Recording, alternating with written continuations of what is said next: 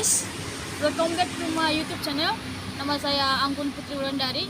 Jadi pada kesempatan kali ini saya akan sedikit mereview tentang kedinasan yang ada di Mataram. Contohnya itu, yang akan saya review itu yakni DPM PT SP atau Dinas Penanaman Modal dan Pelayanan Terpadu Satu Pintu Mataram. Nah, sedikit saya akan menjelaskan apa sih DPM PT SP. Nah, jadi DPM PT SP adalah penyelenggara urusan penanaman modal bertempat di Mataram, yang dimana berupaya untuk memberikan pelayanan yang optimal kepada masyarakat dengan menerapkan sistem pelayanan terpadu secara prima guna memberikan kemudahan, kecepatan, dan transparansi, sehingga pelayanan berorientasi pada kepuasan masyarakat pencari izin.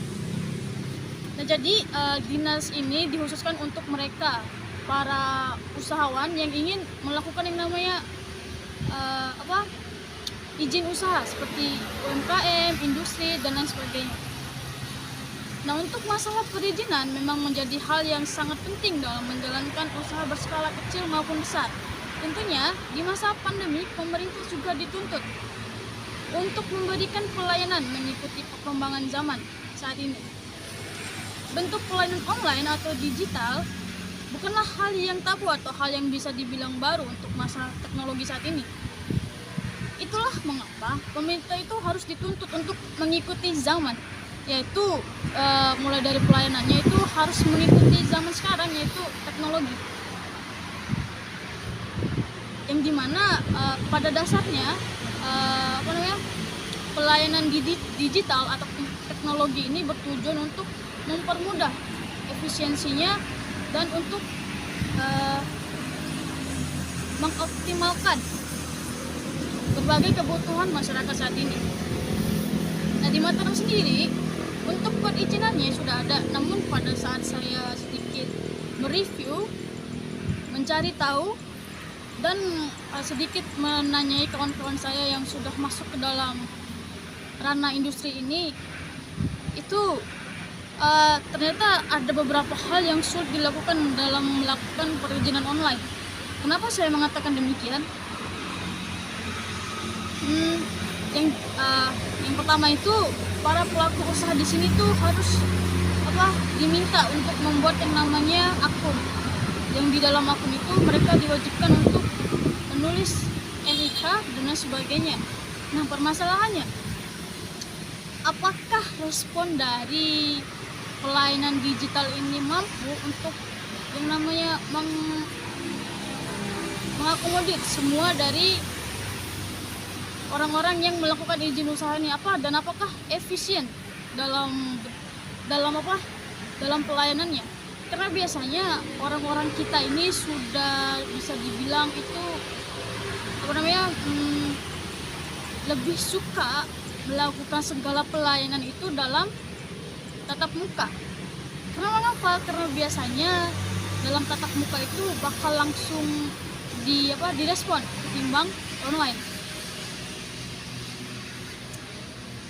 Nah, dalam hal ini tentunya bisa disimpulkan bahwa pelayanan ini memang dibutuhkan oleh masyarakat dan itu tepat sasaran, yaitu untuk para pelaku usaha tentunya. Tetapi prosesnya itu menurut saya sendiri itu sangat rumit, karena yang namanya online itu untuk mempermudah, tapi dalam penerapannya itu bisa dibilang kurang efisien atau berbanding terbalik dengan apa yang seharusnya dikehendaki oleh pemerintah. Kemudian untuk sosialisasi dari dinas ini sendiri itu sudah dilakukan di tahun 2019 awalnya di Hotel Langko. Nah, pada saat itu dikemukakan bahwa DPM PT SP ini diharapkan dapat mempermudah pelayanan perizinan yang tidak membebani masyarakat secara biaya. Ingat, secara biaya yang sesuai standar pelayanan perizinan oleh pemerintah daerah. Nah, jadi ini juga bisa kita simpulkan bahwa untuk melakukan perizinan itu ada cuannya ternyata, teman-teman. Ada cuan atau ada uangnya yang harus kita keluarkan untuk mendapatkan izin tersebut. Nah, sekarang kita masuk pada bagian pelaksanaan dari dinas ini ya.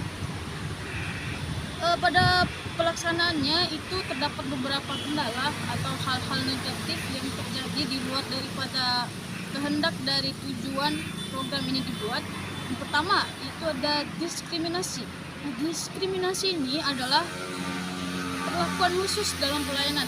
Maksudnya di sini para birokrat atau orang-orang yang berada di dinas tersebut itu melakukan yang namanya diskriminasi atau memilih siapa yang akan dilayani lebih dahulu dan siapa yang tidak akan dilayani lebih dahulu. Biasanya orang-orang yang dilayani ini mempunyai jabatan yang tinggi pastinya.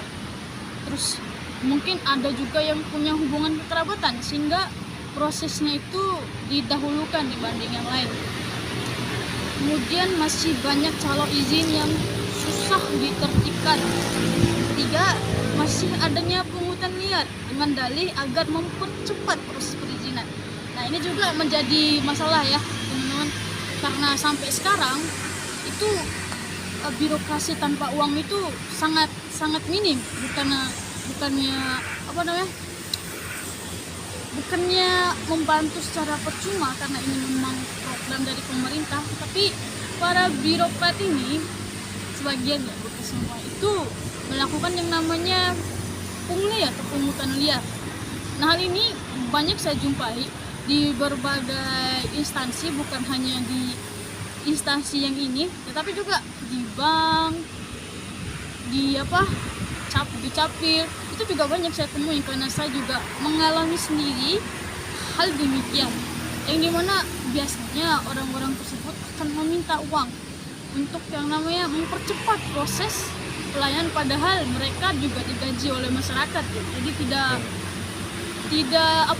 tidak senonoh, tidak bagus dan tidak bijaksana sama sekali ketika mereka juga akan meminta uang kepada orang yang di situ kita nggak tahu mereka tuh miskin kah, kaya kah, dan lain sebagainya. Tetapi para birokrat ini mencari kesempatan dengan jabatan yang mereka miliki untuk merampas, mengambil hak-hak yang tidak seharusnya mereka ambil. Nah, kemudian adanya promosi jabatan dan mutasi dengan memakai sistem kekerabatan. Jadi seperti yang hampir mirip dengan poin yang pertama, tapi di sini masalahnya itu jabatan. Jadi jabatan di dalam dinas itu biasanya orang-orang yang jabatannya tinggi itu biasanya punya hubungan darah. Jadi misalnya nih, yang pemimpinnya itu atau yang direkturnya itu keluarga A. Nah, bawahan-bawahannya itu biasanya kebanyakan tuh dari keluarga si A itu. Jadi sistem kekeluargaan itu juga sebenarnya masih sangat banyak ya kita jumpai di Indonesia ini, karena mungkin udah mendarah dagingnya, bukan lagi soal kemampuan, skill, otak, keterampilan dan lain-lain tuh bukan, tapi sekarang tuh lebih ke arah ini keluarga saya, jadi keluarga saya ini harus dimasukkan ke sini, seperti itu. Nah, sebenarnya pelayan ini DPM PTSP ini sebenarnya itu tepat sasaran. Akan tetapi birokrasi di Indonesia sampai saat ini belum bisa lepas dari yang namanya tindakan-tindakan tidak profesional. Seperti yang telah saya paparkan tadi ya. Efektivitas dan efisiensi dari program perancangan pemerintah ini juga relatif membantu secara keseluruhannya. Tapi mau bagaimanapun juga skala program dan rancangan itu ada yang pro dan ada juga yang kontra. Dalam hal ini saya yakin bahwa masyarakat akan lebih memilih untuk melakukan perizinan itu secara tatap muka atau langsung ke instansi yang ingin ditemui.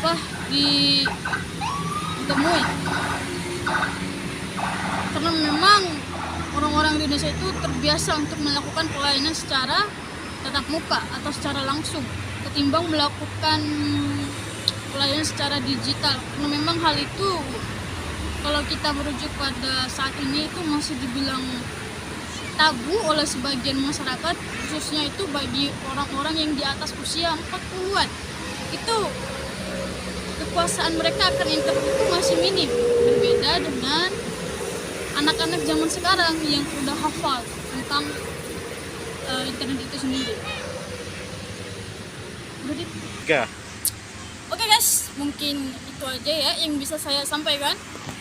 Kurang dan lebihnya saya mohon maaf karena saya sebagai manusia juga punya kekurangan ya tentunya. Jangan lupa untuk di like, comment, dan subscribe kepada teman-teman kalian agar ilmunya bermanfaat. Oke, sampai jumpa. Dadah.